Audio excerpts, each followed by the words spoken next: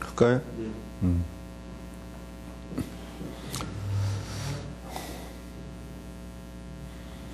네, 안녕하십니까. 김요양입니다. 오늘은 자살 심리에 대해서 알아보는 시간을 갖도록 하겠습니다. 먼저 자살은 우리 인간의 10대 사망 원인 중에 하나입니다. 자살은 이 라틴어로 이 수이카데오라고 그럽니다. 그러니까 수이는 자기 자신을 뜻하고 카데오는 죽인다 하는 그런 뜻을 갖고 있어요. 그래서 자기를 죽인다. 옛날 그 라틴, 그러니까 라틴계 쪽에서는 이 죽음에 대해서 법이 없었어요. 그래서 죽는 것의 어떤 그 처벌의 대상이 아니다. 또 성경에도 원래 그 죽음에 대한 조항이 없었었어요. 그래가지고 그 기독교의 신도들이 이제 바퀴를 못 이겨서 이제 막 그 자살들을 하고 그랬었는데 그런 숫자가 이제 점점 생기니까 그 성경에다가도 이 자살을 금지하는 그런 조항을 이제 넣게 된 거죠. 그래서 그 서기 452년에 그 알레스라고 하는 이제 종교회의를 열게 돼요. 그래서 거기서 뭐라 그러냐면 신도들의 이제 그 자살 문제를 갖다 이제 논의를 해가지고 스스로 자기 자신을 죽이는 자는 죄 없는 자를 죽이는 것보다 더 나쁘다. 이제 그런 그 조항을 넣게 됩니다. 그래서 그 살인하는 것이 자기 자신을 죽이는 것도 일종의 살인하는 것과 같다. 이제 그런 내용이 돼요.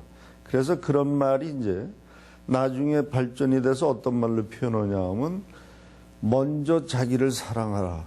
그리고 난 후에 다른 사람을 이제 사랑하라. 이런 식으로 말이 이제 발전이 됩니다. 또 로마법을 봐도 로마에도 이 자살을 금지한다는 그런 이제 조항이 생겼고 또 영국에서는 그 자살에 대한 금지 조항이 좀 엄격을 했어요. 그래서 뭐라고 표현했냐면 자살을 셀프, 호미사이드, 자기 자신을 살인하는 것이다. 이렇게 아주 엄격히 이제 이걸 다뤘고, 그 다음에 그 불란서에서도 뭐라 그랬었냐면 이 파리사이드라 그래가지고 자살하는 것을 살친을 하는 것이다 해가지고 그 아주 강하게 이제 처벌을 했었어요. 어느 정도로 했었냐면 자살을 하게 되면 그 자살자가 이제 결혼을 했을 경우 자살자의 그 부인이나 그 사람의 그 모든 재산을 그 사람이 살고 있는 영주한테 이제 이렇게 귀속시키는 그런 그 아주 강한 법을 만들었었죠. 또 독일도 마찬가지인데요. 독일도 자살을 하게 되면 자살한 사람 그 시체 주위에 그러니까 일척주의죠. 그 주위에 있는 모든 재산은 그 자살을 관리하는 사람이 가져도 좋다 하는 게 이제 그런 조항을 이제 법에 만들었습니다. 그 다음에 이제 그 철학자들도 이 자살에 대한 여러 가지 이제 그 학설을 얘기했는데 그 중에 이제 그 쇼펜하우어 같은 철학자는 뭐라고 얘기를 했냐면 이 자살을 좀 옹호를 했어요.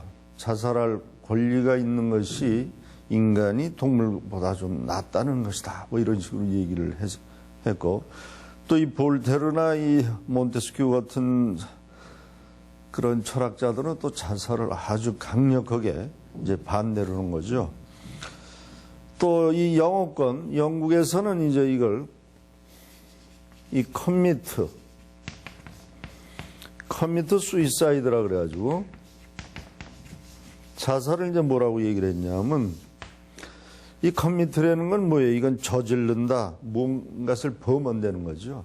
그래서 자기가 자기 자신을 죽이는 것을 저지른다. 이런 식으로 아주 그런 그 나쁜 의미의 그런 성격을 이제 가지고서 자살에 대해서 굉장히 엄격한 그런 조항을 또 만들었습니다.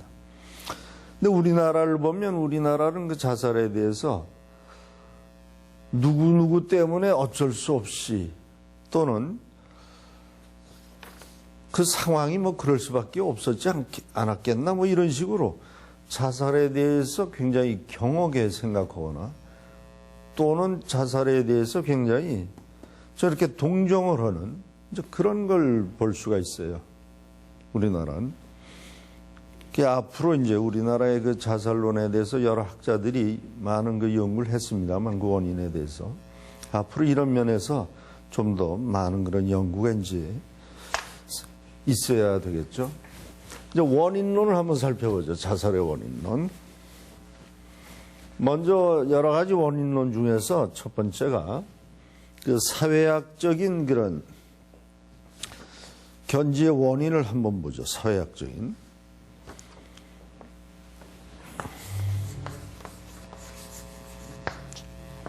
사회학적인 그 원인에서 예를 들 수 있는 게 세계적인 문어죠. 이 괴테.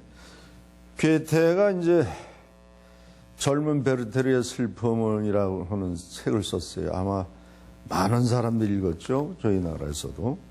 그래서 이 책을 그 젊은 베르테르의 슬픔을 읽고 난 그 청소년들이 큰 충격과 이제 큰 감동을 받았다는 거죠.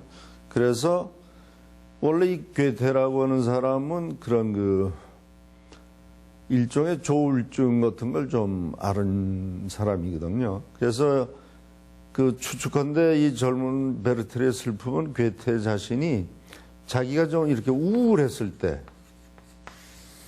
그 작품을 써가지고 자기의 마음의 상태를 그 주인공 쪽으로 이렇게 좀 동일시해서 표현을 했을 것으로 이제 추측이 되는데 그것을 읽은 독자들은 이제 그런 걸 알 리가 없죠. 그렇기 때문에 그 책에 나오는 주인공을 흉내를 내가지고 이렇게 곤충 자살한 수가 굉장히 이제 급격히 그 증가를 했다는 거죠.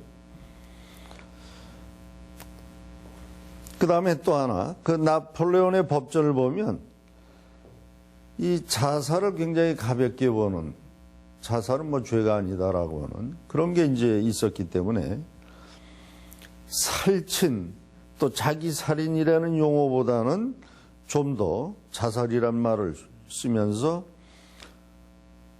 그때부터 이 구라파 쪽에서는 자살에 대한 이제 연구가 이제 시작이 되는 거죠.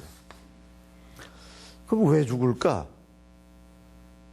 여러 가지 이제 그 사회학적인 저 사람이 뭐 아무런 잘못도 없는데 아마 사회적으로 견딜 수 없어서 죽은 게 아닌가 뭐 여러 가지 이제 생각들을 많이 한 거예요.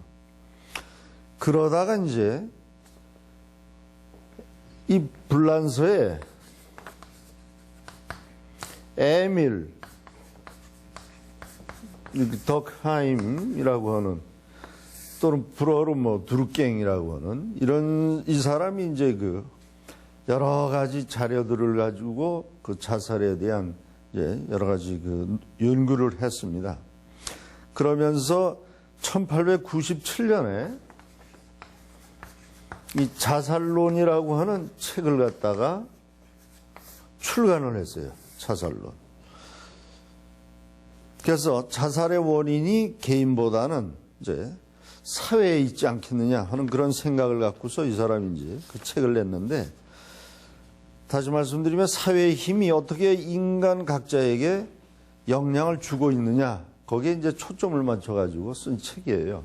그래서 거기에 이 사람의 그 이론을 보면 이 에밀 두카임의 그 이론을 보면 첫 번째가 자살은 약 세 가지로 볼 수가 있다는 겁니다. 그래서 첫 번째를 이기적 자살이다. 이기적. 우리가 이기적 하면 이제 이걸 에고이스틱이라고 그러죠. 에고이스틱 수이사이드. 이기적 자살. 그럼 이 이기적 자살이라는 것은 어떤 거냐면 각 개인이 그가 이제 속해 있는 사회가 있어요. 근데 그 사회에 순응하고 그 사회에 이제 융화하는 그 정도가 이제 부족한 경우에서 이제 오는 거죠. 그래서 주로 사회에 적응이 잘 안 되니까 어떠겠어요? 그 사람이 갖고 있는 성격상의 문제라든지 아니면 어떤 정신적인 결함이라든지 이런 걸로 인해서 사회에 적응이 안 되니까 결국은 자살할 수밖에 없다는 것이 바로 이 이기적 자살로 이제 보는 겁니다. 그 다음에 이제 두 번째 자살은 이 이타적 자살이라는 거죠. 이타적. 이건 altruistic suicide라는 건데 이것은 뭐냐면 이기적 자살하고는 또 좀 반대예요. 각 개인이 그가 속한 사회에 이건 적응을 못한 건데 이것은 각 개인이 자기가 속한 사회에 지나치게 결석이 되어 있는 거예요. 지나치게 융화 결석이 되어서 그 사회를 위해서 자기 자신을 희생을 하는 것. 그런 걸 이제 이타적 자살이라고 그러는 거죠. 그래서 예를 들면 이것은 그 인간 폭탄 있죠. 뭐 자기가 이렇게 폭탄을 짊어지고 그냥 막 남의 건물에 뛰어든다든지 뭐 또 자동차에 폭탄을 싣고서 막 들어가서 폭파해서 죽는다든지 뭐 이런 것들이 전부 그 이타적 이제 자살로 이제 보는 거죠. 그 다음에 세 번째는 이 무통제적 자살이라는 게 있어요. 그걸 우리가 아노믹 수이사이드라고 그러죠. 아노믹한 상태인데 이것은 뭡니까? 아노미라고 하는 것은 우리가 사회적으로 고립된 상태를 이제 우리가 뜻하는 거죠. 그러니까 이것은 한 개인이 그 사회에 자기가 생활하고 있다가 어느 한순간에 어떤 사건이나 어떤 계기로 인해서 갑자기 통제할 수 없는 어떤 상태에 빠지게 되는 거예요. 예를 들면 갑자기 파산을 했다든지 아니면 무슨 뭐 그 재해로 인해서 갑자기 모든 재산을 상실했다든지 이런 상태에 빠졌을 때 자기를 통제할 수가 없어요. 그래서 그때 이제 자살을 하게 되는. 그래서 이 에밀 덜카임이라고 하는 사람은 바로 개인적인 그 원인보다는 사회에서 그런 영향을 줬기 때문에 사회에 적응을 못하거나 또 사회에 너무 지나치게 적응을 해서 내가 사회를 위해서 내가 희생을 돼야 되겠다. 아니면 이건 뭐 내가 사회가 너무 갑자기 나의 모든 걸 앗아갔기 때문에 난 어쩔 수 없어서 죽을 수밖에 없다. 뭐 이런 식으로 이제 이 덜카임은 자살을 이제 생각을 이제 하게 된 겁니다. 그래서 다시 말씀드리면 자살의 주 원인이 개인이 속해 있는 집단에서 그를 따뜻하게 받아들여 주지 않기 때문에 이것은 그 사람이 어쩔 수 없이 자살을 하는 거다라고 이제 덜카임은 해석을 하고 있어요. 그래서 이것을 사회적 고립 현상이 빚어낸 하나의 결과다. 이렇게 얘기를 했는데 그 이후에 이제 많은 학자들이 이 덜카임의 학설에 이제 좀 반론을 제기하는 겁니다. 그러면은 꼭 모든 자살은 그럼 사회가 그런 영향을 끼쳐준 거냐? 그런 건 아니죠. 그러니까 여기에서 잘못하면 큰 오해가 생길 수 있는 거예요. 예를 들면 아주 콩나물 장사를 하는 어떤 할머니가 계신데 그 할머니가 막 진짜 아주 고생을 하면서 돈을 모았어요. 그래갖고 아이들이 이제 그 뒷바라지를 하려고 열심히 돈을 모았는데 그 외아들이 열심히 공부해서 할머니의 그 어떤 뜻을 이루어줬으면 될 텐데 이 아들이 그걸 이루지 못하고 그 돈을 다 막 낭비를 했어요. 그래갖고 할머니가 속상해서 이제 목숨을 스스로 끊었다 이겁니다. 그랬을 때 이런 쪽으로 보면은 덜카임 쪽으로 보면은 그건 사회적 요인으로 볼 수가 있는 건데 그렇지 않고 그런 사람들이 한둘이 아니라는 거예요. 전 세계에. 그런 할머니와 같은 생활을 하는 분, 그런 상황에 처해 있는 분이 굉장히 많은데 왜 유독 그 할머니만 자살을 하느냐. 여기에서 개인적인 원인, 각 개인의 성격의 원인, 이런 게 이제 나오게 되는 겁니다. 그래서 모든 자살은 이런 사회적 요인도 있을 수 있지만 그것이 다는 아니다. 개인적인 원인도 있다. 그래서 이제 발전이 되는 것이 이 정신분석학적인 그런 이제 원인이 이제 나오게 되는 거죠. 이론이. 그래서 정신분석학적인 이제 그 이론을 좀 보면 이렇습니다. 첫 번째, 이 가난과 자살이 관계가 없다고 하는 그런 논문이 있어요. 가난하고 자살은 관계가 없다. 그 논문을 보면 그 예전에는 그 영국에서 런던의 그 빈민구를 이제 조사한 그런 연구 논문이 있고, 우리나라에서도 그 정신과 선생들이 이제 그 우리나라에 있는 강화도에 있는 전체 그 주민을 대상으로 해서 이제 자살 조사했더니 가난하고 자살하고는 별 관계가 없다 하는 그런 이제 연구 결과가 나온 게 저희 나라에도 있습니다. 1917년에 이 지그문트 프로이드, 이 프로이드라고 하는 이제 그 정신분석학자가 이제 논문을 발표했는데 그 논문의 제목이 애도와 우울이라는 거예요. 애도와 우울이라고는 이제 그런 논문이에요. 그 내용을 보면 한 인간이 사랑과 증오에 상반된 감정을 갖고서 같이 이렇게 잘 대하던 어떤 것을 상실하고 나서 생기는 문제인데, 주로 어떤 것이라는 게 누구겠어요? 주로 이제 사람이겠죠.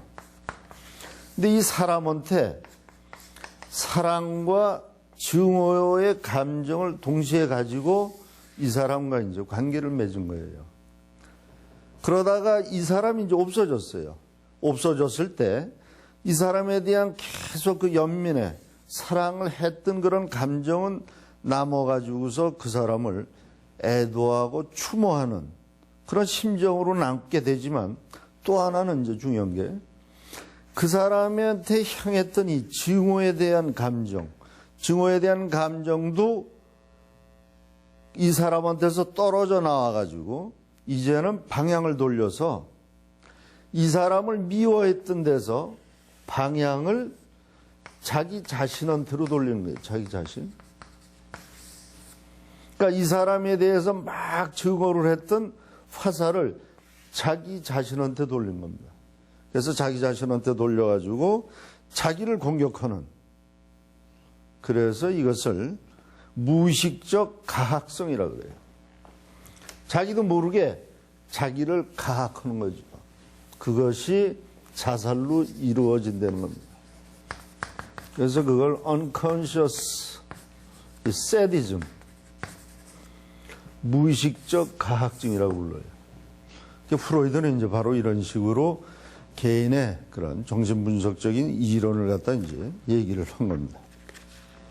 그래서 그런 상태를 오늘날 우리가 뭐라고 부르자면 그것을 우리가 이제 우울증이다. 우리가 일반인들이 이제 우울증에 대해서 많이 알고 있잖아요. 네. 그래서 우울증으로 이제 얘기를 하는 거죠. 그러니까 우울증의 그 기본적인 이제 그 증상들 하나씩 이렇게 좀 잠깐 살펴보면요. 이런 것들이 있어요. 우울증이 있는 사람들은 제일 먼저 자기 자신을 어떤 식으로 생각을 하냐면 자기 자신을 이렇게 비하를 많이 해요. 첫 번째가 나는 무가치한 사람이다. 무가치. 그러니까 이런 사람들은 이 셀프, 자기 자신에 대한 가치관을 굉장히 이렇게 비하를 시켜요. 자기 자신. 나는 무가치하고 쓸모없는 인간이고 나 같은 놈은 죽어야지. 나는 뭐 새로 태어나도 어떤 의미가 없어. 이런 식으로 자기 자신을 너무 비하시키고 있어요. 나 같은 주제 뭐 이런 말을 많이 써요. 이 사람들은. 그러다가 이런 것이 자꾸만 반복이 되다 보니까 결국은 자기 자신을 죽이는 그런 이제 자살까지 이제 하게 된다는 거죠. 그래서 우울증의 그 기본 증상을 보면 이런 무가치하다는 생각을 하다 보니까 제일 먼저 오는 게 뭡니까? 이제 이런 불면증이 오죠. 그 다음에 이제 음식을 먹기 싫어하게 되죠. 뿐만 아니라 모든 흥미, 이런 게 전부 없어지죠. 그러니까 인생에 대해서 살고 싶은 이 사는 맛이 다 없어지는, 흥미나 의욕이나 모든 게 없어져요. 성인인 경우에 성욕도 떨어지죠. 모든 것이 다. 그래서 이런 게 우울증, 오직 죽음만을 생각하는 그런 상태로 이제 이게 발전을 하게 되죠. 이게 이제 프로이드의 이제 이론 중에 한 가지를 말씀드렸고, 또 이제 그 페니켈이라고 하는 학자가 있어요. 이 학자는 또 어떻게 이 자살에 대한 그 분석학적인 이론을 얘기했냐면, 나를 학대하는 초자가 있다 이겁니다. 나를 학대하는, 우리가 전 시간에 이 슈퍼이고에 대해서 좀 강의를 했었는데, 이 초자의 역할은 이게 양심의 역할을 포함하고 있죠. 그래서 이 자아가 본능이라고 하는 이들을 현실에 맞게 잘 조절을 해주면 초자가 상을 주고, 이들을 본능을 잘 다스리지 못하면 이때 이제 자아가 처벌을 가하잖아요. 막 자기 응징을 하고 자기를 막 괴롭히고 너는 못난 놈 하면서 막 엄격하게 이제 처벌을 하게 되는데, 바로 이런 나를 너무나도 많이 강하게 그런 학대하는 초자에게 어쩔 수 없이 의존을 하면서 사는 거예요, 이 초자한테. 그러면서 여기에 대해서 참기 어려운 죄책감이 또 생긴다는 거예요. 죄책감. 잘했다고 칭찬받는 게 아니라 판단 못했다고 이제 처벌만 받으니까 초자가 싫으면서도 어쩔 수 없이 이 초자하고 이제 관계를 맺어야 돼요. 그러면서 일어나는 게 바로 그 마음속에서 생겨나는 게 이제 죄책감이라는 거예요. 그래서 이 죄책감 때문에 생기는 이 길트라 그러죠. 죄책감 때문에 일어나는 이 긴장, 죄책감 긴장이죠. 이 죄책감 때문에 일어나는 긴장 상태에서 어떤 대가를 치르고 난 후에 다시 난 하여튼 어떤 대가를 치르고라도 나는 이 슈퍼이고로부터 도망을 나와야 되겠다. 그런 생각 때문에 이제 자살을 하게 되는 거예요. 그러니까 슈퍼이고, 그러니까 쉽게 말씀드리면 양심으로부터 도망 나가겠다는 생각이 자기를 이제 죽음으로 몰고 간다. 이제 이것이 바로 그 페니켈의 이제 그 정치분석적인 이론이 되는 겁니다. 근데 또 하나는, 페니켈은 이제 그러면서도 또 뭐라 그랬냐, 또 하나는 나를 응징하고 나를 처벌하고 나를 괴롭히는 초자를 또 죽인다는 거예요. 내가 살해를 하고, 그리고 나서 또 나를 보호해주는 초자와 또 다시 재결합을 하고 싶다 하는 그런 자세 때문에 또 자기를 죽인다. 그러니까 나를 괴롭히는 슈퍼이고를 내가 살해를 하고, 또 어쩔 수 없이 슈퍼이고와 내가 다시 의존해서 살아야 되기 때문에 이 사람하고 또 재결합을 해야 되겠다 하는 그런 마음에서 자기가 자기를 죽인다. 그런 게 이 페니켈의 이론이 됩니다. 그 다음에 이제 그 UCLA의 그 교수인 그 왈의 이제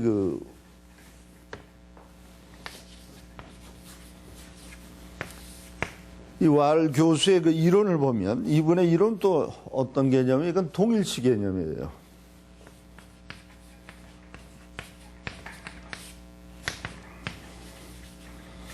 이 동일시는 주로 3살, 4살에서부터 7살 그 사이에 이제 어린아이가 부모를 그대로 닮으려고 하는 그런 개념을 이제 뜻하는 거죠.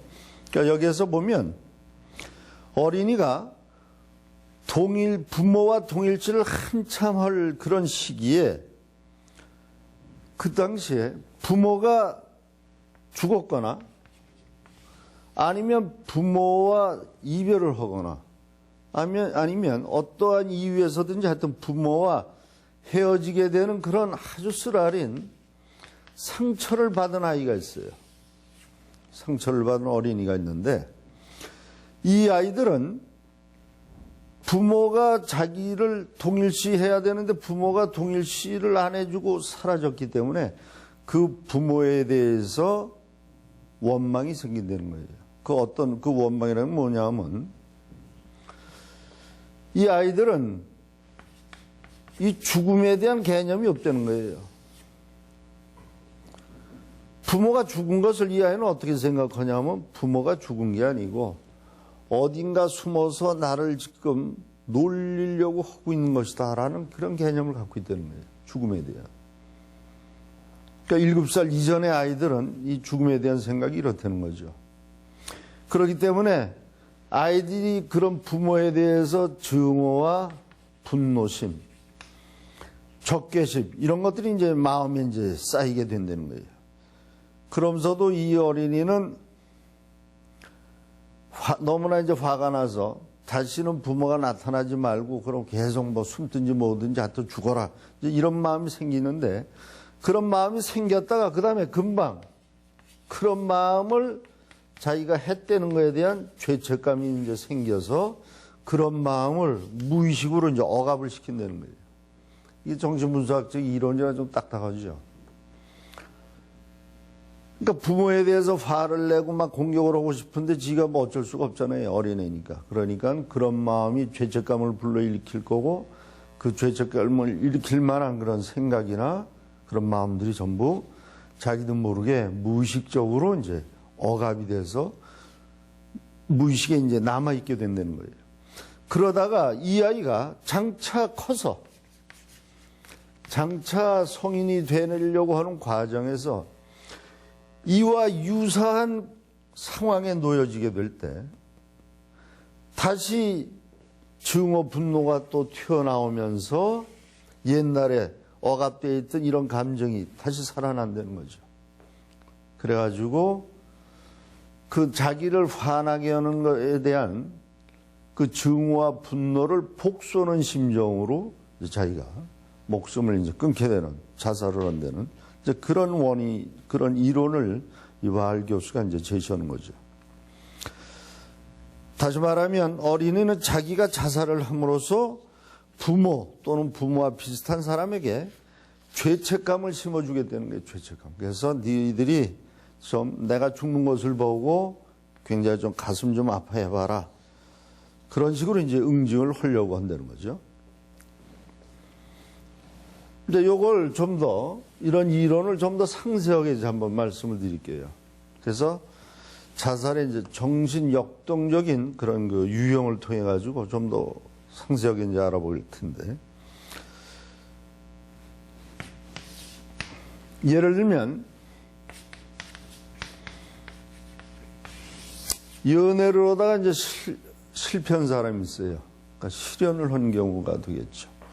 연애를 하다 이 실연을 한 사람들은 어떤 마음으로 자살을 하냐면 네가 지금 나를 발길로 찼으니까 나도 이번에는 내가 죽음으로써 내가 널 발길로 차겠다 하는 그런 심리로 자살을 한다는 거예요. 그 다음에 두 번째는 어려서 어머니를 갖다 일찍 여의었거나 또 헤어지게 된 그런 그 쓰라린 경험을 이제 갖고 있는 그런 아이인 경우 어머니가 이제 나를 버렸다 이게요. 죽은 것을 아까 잠깐 말씀드린 것 같이 어머니가 죽었는데도 불구하고 이 아이는 어머니가 이제 숨바꼭질해서 숨은 것으로 생각하기 때문에 어머니가 이제 자기를 버리고 숨어서 자기를 놀리는 걸로 이제 안 되는 거죠. 그렇기 때문에 내가 요번에는 어머니를 갖다 이제 놀려준다 하는 기분으로 자기가 숨는 식으로 해서 이제 자살을 한다. 이제 그런 뜻이 되겠습니다. 그 다음에 두 번째는 반전살인으로서의 이제 자살을 한다는 거예요. 이건 무슨 뜻이냐면 자살과 살인은 백지장의 앞뒤와 같다 이제 그런 이론이에요. 그래서 이 번펠트라고 하는 유벤펠트라고 하는 이제 학자는 뭐라 그랬냐면, 인간은 자신이 지닌 무의식적 자살 충동 때문에 자살을 한다고 이제 그런 이론을 제시한 거죠.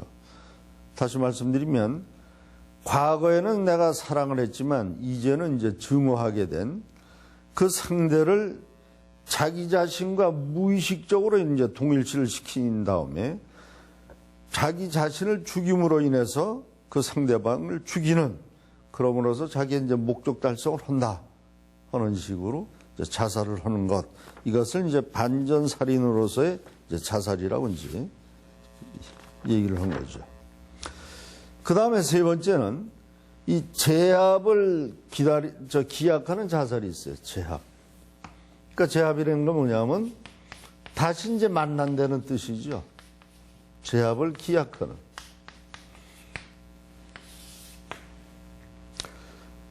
이것은 대부분 이제 현실 생활의 좌절 또 불행에 아주 지나치게 이제 지쳤어요. 그래서 이렇게 내가 고생하고 사느니 차라리 먼저 간 가족이나 친지를 저 세상에서 만나서 내가 좀 행복하게 살아보자 하는 그런 환상에서 사로잡혀가지고 이제 자살을 하는 것, 이런 것을 이제 다시 만난다 하는 그런 제압을 기약하는 자살이라고 보는 거죠. 우리 그 안델센 동화에 보면 거기에 이제 그 성냥팔이 소녀가 나오지요. 성냥팔이 소녀가 막 눈이 내리는데 아주 달달 떨면서 마지막 그 성냥개피에 성냥불을 켜가지고 성냥불을 보면서 그때 하늘에서 내려오는 이제 할머니를 보고 웃으면서 이제 그 품 안에 안겨서 이렇게 죽어가는 이제 바로 그런 것이 여기에 이제 이해가 되겠죠. 그 다음에 네 번째는 이 재생을 기약하는 자살이 있어요. 재생. 이것은 그 정신분석학자인 그 이제 융이 학설인데, 자살이라고 하는 것은 인생의 모든 의미를 상실했다는 그런 강한 느낌을 가진 사람들이 영적 재생을 바라는 그런 무의식적인 소망에서 이제 자살을 한다 그래요. 그래서 이것을 이 spiritual reverse라 그러죠. 영적으로 재생하기 위해서 이제 자살을 한다. 이제 그런 이론입니다. 그 다음에 또 하나, 다섯 번째는 자기 자신은 이미 죽은 것으로 생각한다는 거예요.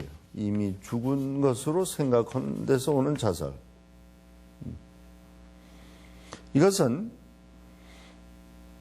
감정적 차원에서는 자기가 죽었다고 생각하는 거예요. 몸이 신체적으로 죽은 게 아니고.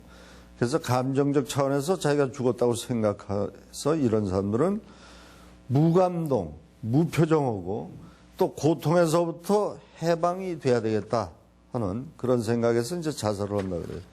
주로 어떤 사람들이냐면 이제 그 정신과에 와서 이제 치료를 받는, 특히 입원 치료를 받고 있는 사람들 중에서 이런 사람들이 이제 많이 볼 수가 있죠.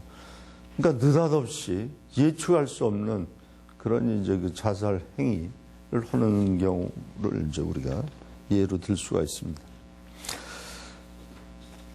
그 다음에 이번에는 사회 문화적 견지에서 본 그런 그 심리학적인 이론을 이제 잠깐 보겠어요. 이번에는 이 사회 문화적 견지에서 보는 심리적 이론을 보면 이 국민성하고 문제가 있거나 또는 그 지역 사회의 어떤 환경과 문제가 있거나 또는 사회 문화적 어떤 특수한 환경 뭐 이런 조건에 따라서 그 자살의 심리 기제가 이제 다르다는 거죠. 그래서 여기에 이제 그 한 학자가 보고한 예를 들어보면 이 스웨덴 사람들의 예를 든 게 있는데, 이 스웨덴 사람들은 이 남자가 여자보다 이 자살률이 이제 높다 그래요. 근데 그 자살 동기를 보면 남자인 경우 자기가 일을 하고 있는 데 있어서 일을 하는 데 있어서 자기가 일을 제대로 성취하지 못한다. 자기가 추구하고 있는 일에 대한 성취를 못했다는 데서 오는 패배의식 또는 열등의식, 이 패배의식이나 열등의식이 이 자살에 큰 비중을 이제 차지를 한다는 겁니다. 근데 그 원인을 보면 그 스웨덴 사람들의 그 남자들의 특성이, 그 국민성의 특성이, 이 사람들이 일을 할 때 성공이냐 실패냐 이게 아주 생사를 좌우할 정도로 굉장히 강한 그런 의미를 지니고 있다 그래요. 그래서 일에 어떤 실패를 했을 경우에 이 사람들은 자책을 많이 한다 그래요. 그래서 아주 자책감이 굉장히 심해서, 또 원래 그 성격들이 자기 자신의 감정 표현을 극도로 이렇게 자제하고 침묵하는 것을 여기서 미덕으로 이제 느끼는 그런 국민성을 갖고 있다고 합니다. 그 이유를 보니까 어머니가 자녀들을 양육시킬 때 평소에 감정 표현을 못하게 한대요. 그걸 자제시키고 아주 냉정을 유지하도록 그걸 강요하고, 또 어른들한테 화를 내거나 불평하지 못하도록 그런 강요를 한다 그래요. 그런 반면에 오히려 친구들과 형제들과의 그 경쟁력은 강화시키는 그런 이제 양육 방법을 쓴다 그래요.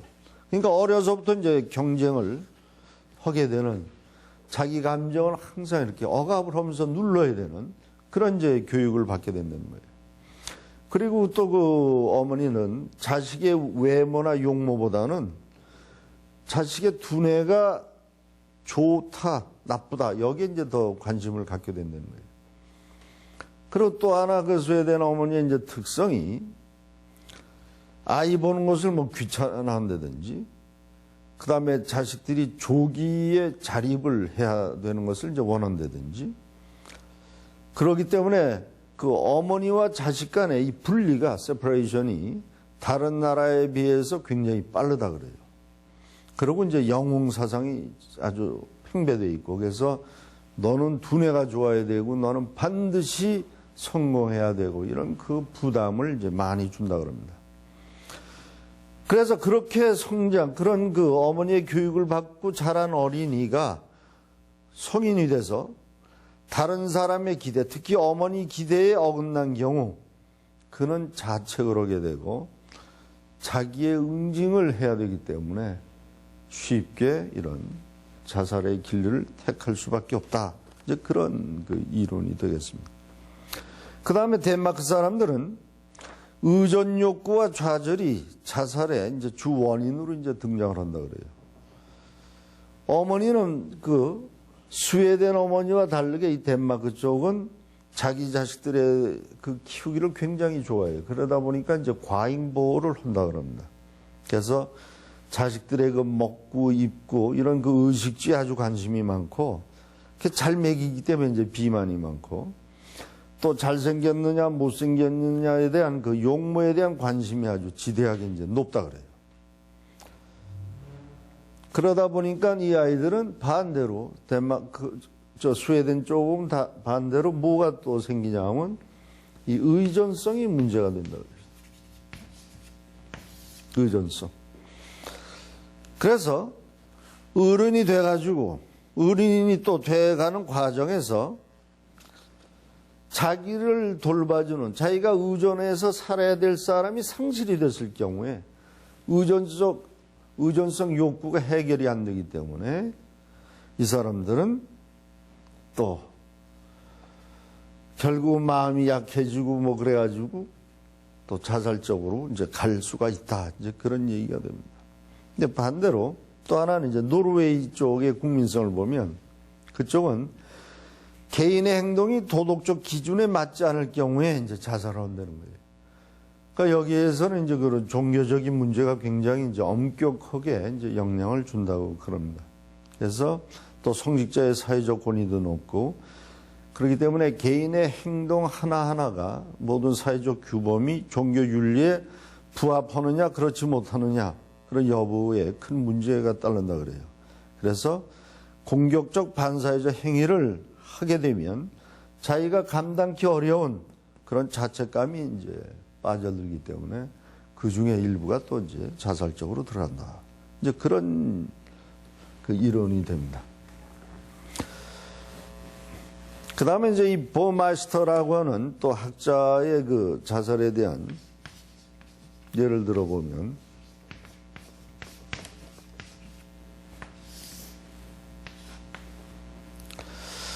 이 사람의 이론은 자기로부터의 도피,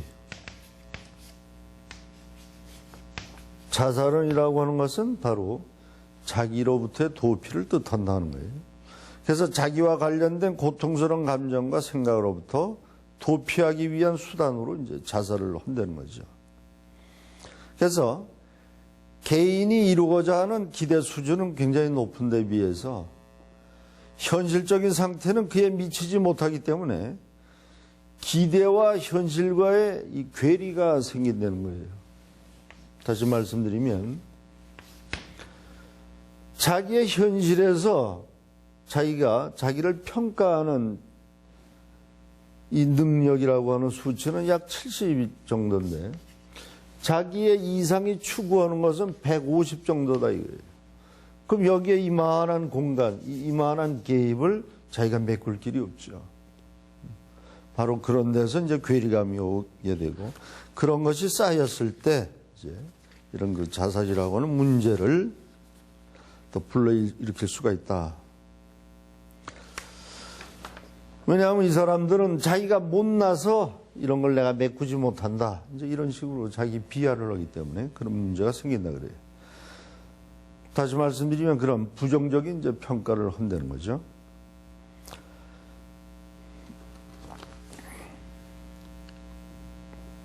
그 다음에 또 하나는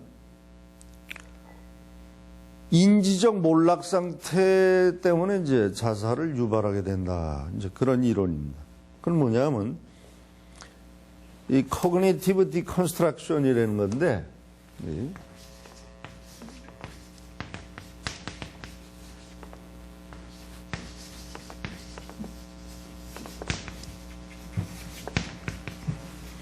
이것은 다른 말로 하면 mental narrowing이라고 그래요.